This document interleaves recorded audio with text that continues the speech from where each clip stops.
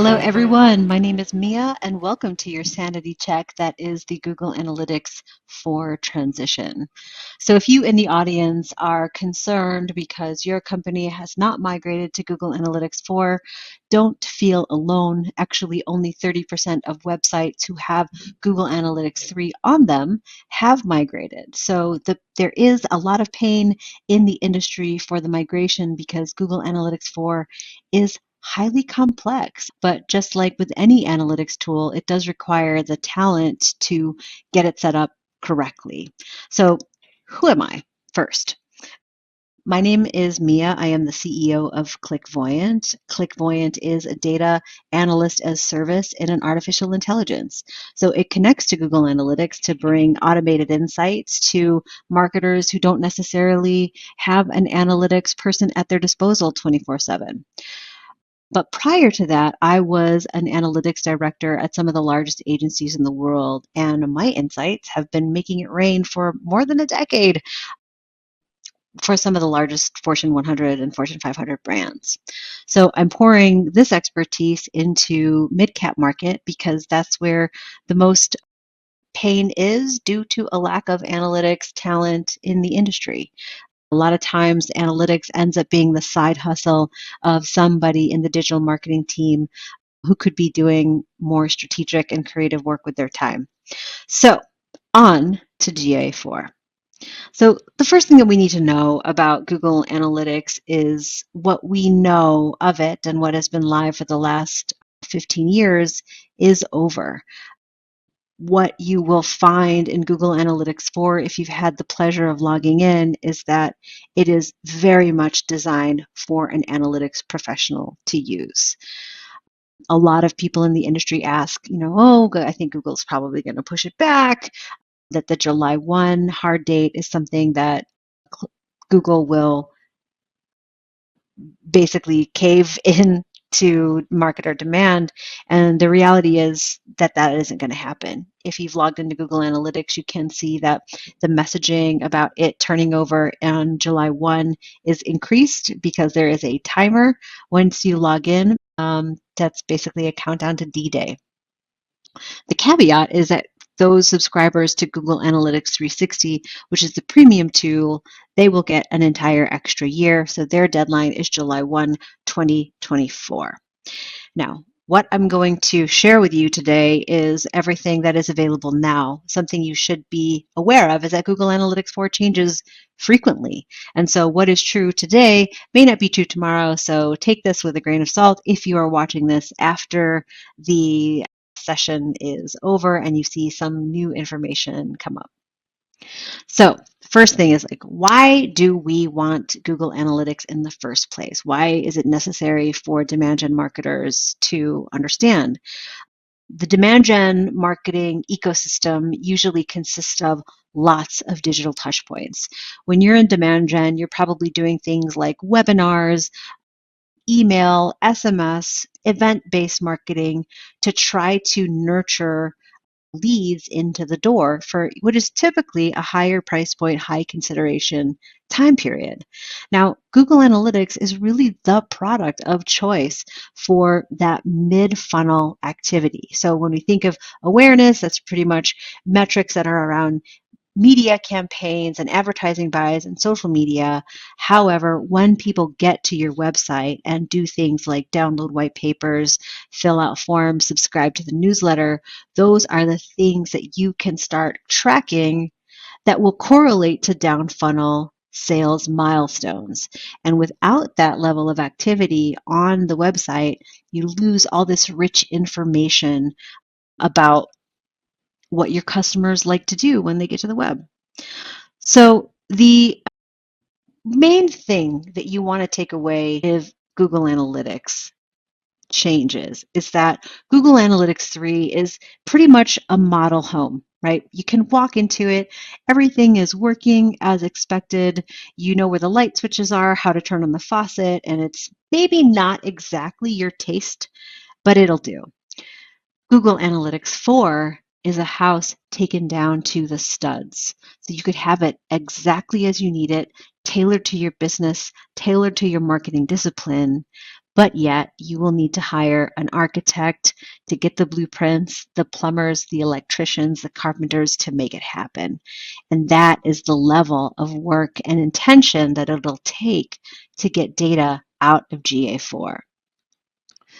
So some hot takes on the main differences. Number one is the data model. GA3 is a structured data set. That's what makes it so easy and like a model home to drill into and drill out of. GA4 is an unstructured data set. So you might hear things like it's event-based, whereas GA3 is session-based. So to be able to dive in and analyze out is going to be a lot more difficult to do. Now, the other thing to consider is cross-platform tracking. So some of you might have a web application, a mobile application, and a website. Now, Google Analytics 4 tracks users across all of those different devices and platforms and applications in a pretty easy way. This is like the one thing that GA4 gave us that is easy to do. Previously, you had to consider how you're counting users across these different platforms and have to do some tricky tagging to set that up. Now, all you have to do is have the GA4 tag on these different platforms, and it will automatically know who the users are cross-platform. The other feature of GA4 is that it's really built in the back end for AI and ML capabilities. So because the data is unstructured, it also means it's so flexible if you implement it correctly. So all of the AIs that are coming out and machine learning techniques that can be applied to data was hard to do in GA3, now will be easier to do in GA4 if you have that kind of talent to work with. Next is the privacy controls for the user. So part of the reason why July 1 is a hard date is because Google is really prioritizing user privacy. This means that users can create consent modes and have data retention controls in a way that they couldn't in GA3. Next, GA4 has a simplified setup process, which does require fewer steps and can be completed in a few minutes. What I'm talking about is creating the tag and then turning on what is their enhanced tracking. Now, without getting too much into the detail, the enhanced tracking and anything automated does send a lot of data that isn't necessarily tailored to your needs. A prime example, one of the features of GA4 enhanced tracking is automatic tracking of forms. So it automatically detects when a form is visible in the browser, when a user has interacted it, and also auto detects a submit. However, when a user submits and say that there is an error in the field, Google's auto detection says that that's a submission. So in the user experience where a user starts a form, makes an error, submits the form, and then has to resubmit the form with the error corrected, that's two form submits. From a business standpoint, it's one form submit. So that's the thing to take with a grain of salt when we talk about simplified setup. Now, another feature of GA4 is that each custom event has ultimate flexibility compared to GA3. GA3, a typical custom event would be something that was categorized under category action label, 3 dimensions, one custom event. In GA4, that custom event can have up to 20 parameters associated to it. So in the example, like say you have a video view, and in video, you would say the category is video, the action is play, click, pause, and the label was the title of the video. You don't have other things like I want to know the length of the video. I want to know a category of the video content. Like all of those parameters were not available to you because you were limited to 3 in the old GA3 systems. So in GA4, you have, again, more flexibility. If you take anything away from GA4 and the unstructured data set, the benefits of that is ultimate flexibility, but that is also why it's going to take a lot of intention and a thoughtful implementation process. So without getting too much in the weeds, let's move on into the types of team members that you're going to need to implement Google Analytics 4. Number one, you're going to need the marketing professional. Marketing professional is basically acting as the stakeholder. I need to know these types of things These are the questions that I come to my desk with every morning, and then the data analyst is able to figure out how they are going to get that data extracted from the system. When the data analyst can set up what the marketer needs to see, then it is up to the tagging engineer to be able to figure out how to architect the data to get it into the GA4 systems so the data analyst can get it out for the marketing professional. Now, I add data scientist here, and I know that that is quite a luxury, but if you have the ability to get the data out, there is more to life than just a dashboard. Actually, research and statistical modeling is what's going to help the demand gen marketer understand what activities people are doing in Google Analytics that are correlated to down funnel lifetime value. So if you have the luxury of having a data scientist on staff, that also is a person that you want to include in the analytics, tagging, and data collection process. So now I'm going to talk a little bit about what it takes. We at Clickvoyant have got this GA4 implementation down to a science. And for most sites with typical complexities, forms, navigation, maybe a mobile versus desktop experience, this can get done in 30 days if you have the right kind of talent and focus on the project. So you first want to start out with evaluating all the existing GA3 goals and events. That really becomes this requirements doc. I'm sure more than the majority of you have a lot of data in your Google Analytics 3 account that probably is a little outdated and you don't really need anymore. So this is a good time to start to account for what you have and what you actually need going forward. Then you move into documenting what are the triggers that send the data into the systems. Is it the form view? Is it a form interaction and then form submit? Then you'll know, okay, this is the data we need. These are the actions that actually trigger that data. That will go into a document that is your tagging schema. Thereafter, you will start to map your goals in GA to what is now a conversion event in GA4. To say, okay, in GA3, this is what this was called, and in GA4, this is where it will be. So now we're moving from the goals system to a conversion event system because GA4 is event-based.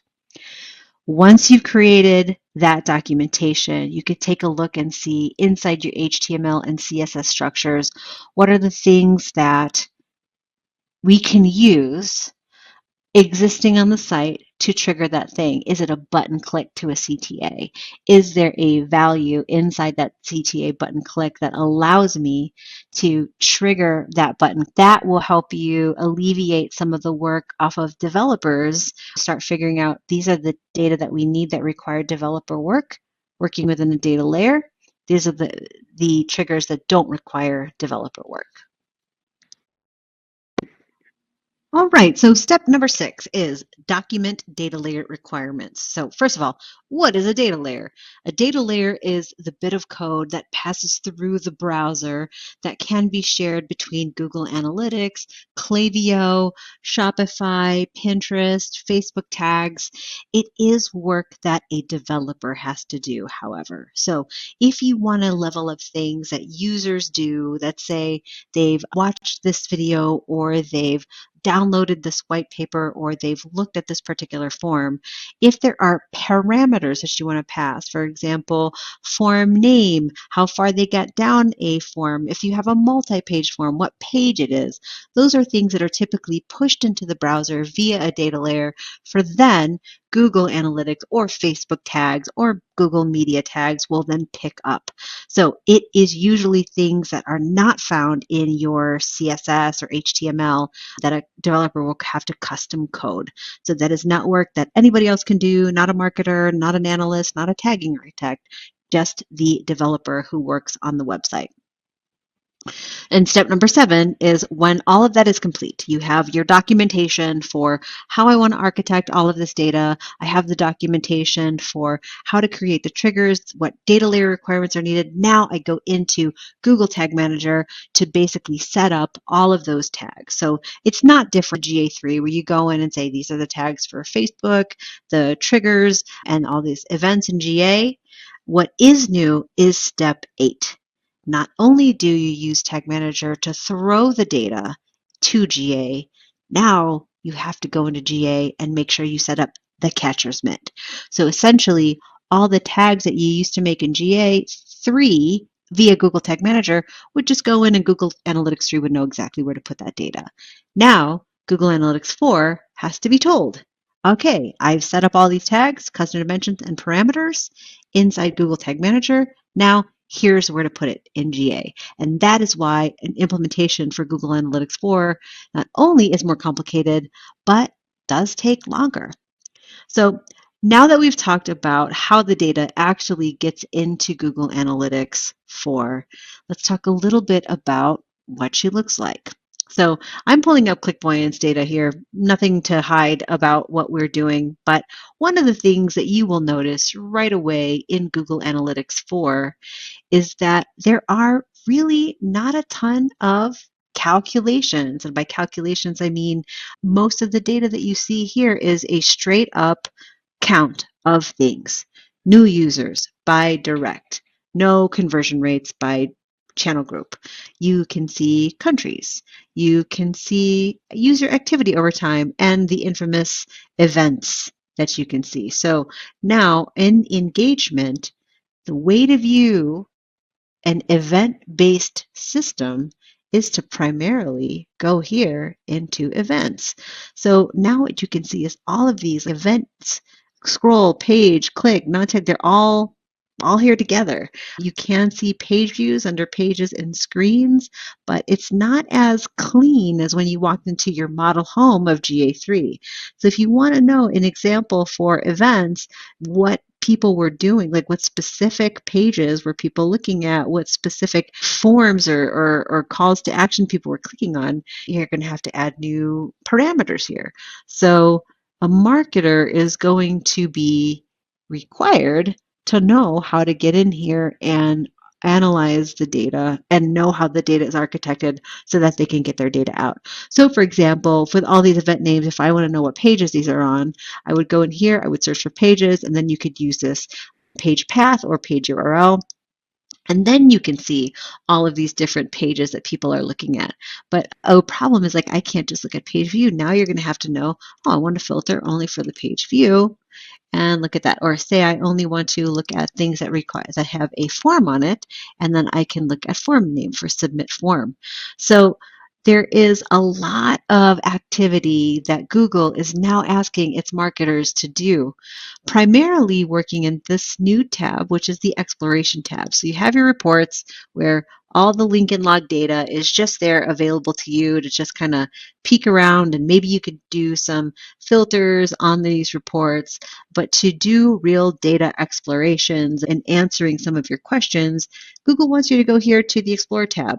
So the basic way to think about this is almost like if you've ever used Data Studio, then this is now Data Studio within the Google Analytics 4 interface. I will caveat that and say anything that you make in here is shareable, but you cannot work on it as a team. So let me show you an example of what is in the explorations. The way you have to build these out is, all my data is available in GA4. Now I need to, if I want to do a device type analysis, I have to add the data that I need here for the device type analysis. So you have to know what a dimension is. Dimensions are the things that describe metrics. In this case, I'm looking for mobile devices or device types. So here, I'm going to choose device category and I'm going to import that. And then the metrics that I want to see these are things that you can count. I want to see total users. I want to see returning users and new users. And maybe I want to see sessions, which is now available in GA4, which was not previously. So I'm not going to import that. This area for the variables tab is basically saying, this is the data that I want to use. Then you go into your tab settings and say, now these are the things that I want to analyze and this is how I want to see it. So now let's choose a bar chart. And now I'm going to drop my metrics in here. So I want the values to be total users, and I want the values to be sessions, and I want that to be broken down by the device category. And now you'll be able to see. Again, Google Analytics does require you to have some vocabulary for how data is architected and how dashboards are built to be able to get the questions out that you used to be able to answer in GA3. Now you have to go in and kind of self-serve in GA4. So it is a bear to understand. I recommend in the transition is to create the insight system. So what I mean by that is say when you have data inside Google Analytics 4, you're not done. Getting the data out is going to be as much of a culture shift as getting the data in. And so the insight system is really understanding that analytics is a team. So number one, what I would first do is catalog all the roles and responsibilities dependent on GA4. Okay, we have email, we've got marketing automation, we have website design and user experience, we have CRO, and we have media. List out what are the things that they have to access every day that they typically get out of GA3. That's step number one. Step number two, collect the minimum requirements because learning GA4 is going to be like learning a new language. Figure out what do I minimally need to understand for each of these roles and have them work inside GA4 to get that data out. Third, assign the dashboard build for the minimum viable reporting. Now, you don't want to have your marketing strategy, media, UX team going in here, digging into Google Analytics every day, trying to figure it out. It will be a time suck. If there is an opportunity or you have access to a person who can build a dashboard, try to get that done so that there can be a quick reference guide for that digital marketing discipline as they're learning how to get into GA4 themselves. And fourth, form a committee to research all of the different AIs that are available post-GPT world. These AIs, automations, automated dashboards are coming out of the woodwork to try to help humans be more superhuman. And so because the GA4 data architecture is conducive to those kind of things, there are a ton of other products coming out that might be useful to your specific use case. And then finally, measure the engagement with the analytics practice. So as a director of analytics, I used to put pixels on the dashboards that I would create, and invariably the open rates on the dashboard were only the day of Mia presenting the dashboard and the insights presentation every month. Throughout the month, nobody was engaged with the product. So creating a system for knowing if people are using data to support their roles will help you understand the success of the transition. All right, so we talked about some nitty-gritty steps to help get the team moving on Google Analytics 4, but here are some change management considerations. So one of the biggest risks is that people just don't find it very useful. I think that's very fair given the user experience, but the data in there is undeniably rich. And so what I would do is establish how everybody uses data in the company in general and make sure that whether you're doing it with dashboards or a report inside Google Analytics 4, that you make something invaluable that somebody has to go to all the time. If you know a marketer who's going to Google Analytics, they usually have their three go-tos. Oh, I go there and I check bounce rate, I check conversion rates for new versus returning. Well, if that's what's important to that marketer, make sure they know how to get to that space. Second, we're dialing into, improving the user adoption. So obviously, if you know how somebody's going to use Google Analytics, improving the user adoption is based on giving them that valuable knowledge. Developing the tribal knowledge is going to be key. If you work together as a team sport, you'll get through it faster versus if everybody's left alone trying to click their way around GA4. Join a GA4 task committee or learning committee or a social media group dedicated to the subject. There's a lot of people in the industry starting to share outcomes, and a lot of interesting tricks are being done to get to the old data that you used to be able to get in GA3 that you can't get at GA4. And then finally, enhance the resiliency within the company. So I asked my LinkedIn network why people think that the uptake on GA4 is so slow. Why have only 30% of websites migrated over? And I get answers like, it sucks. I really hate the user experience. We just switched to something else. We switched to Matomo. And suffice it to say, this is absolutely the wrong attitude. Embracing this tech and having a positive mental attitude are really critical to success. So ask yourself, like, why is this different? Get curious about why Google has done this. And that will lead to better understanding of the power of GA4. In addition, no other analytic software is really going to be a magic bullet. All the other products that I hear people going to are pretty inferior to what Google has provided you.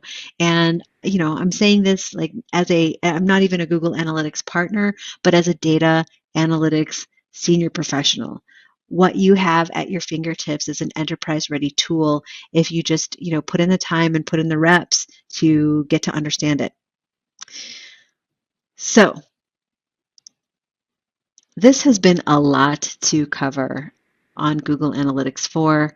I do have Ask an Analytics Director office hours every Thursday. Feel free to hit me up about any of it.